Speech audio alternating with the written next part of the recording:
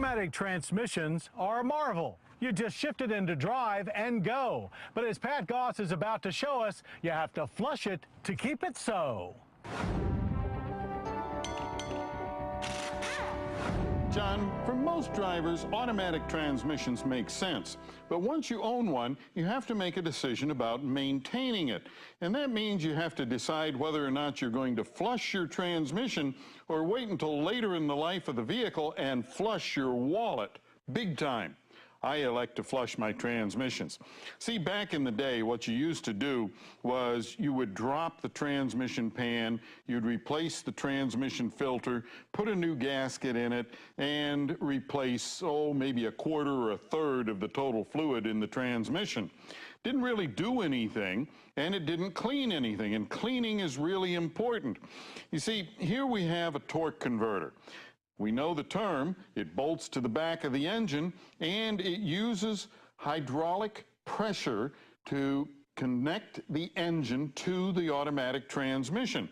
See, this portion of the torque converter spins at the same speed as your engine. So if your engine is turning 3,000 RPM, so's the torque converter, and it's filled with fluid, and the fluid is circulating as well.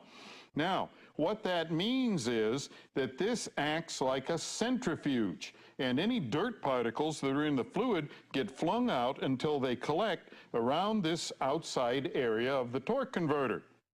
Now, unless you flush, there's no way to ever clean that away. And if it isn't cleaned away, eventually it'll build up to a point where it begins to flake off. Those flakes can travel through the transmission, block fluid passages, cause slippage. Slippage causes heat. Heat kills transmissions. It's just that simple. Cleanliness is the key. See, we never want to have our fluid looking like this if we can avoid it. What we want our fluid to look like always is brand new. And that means we have to flush it.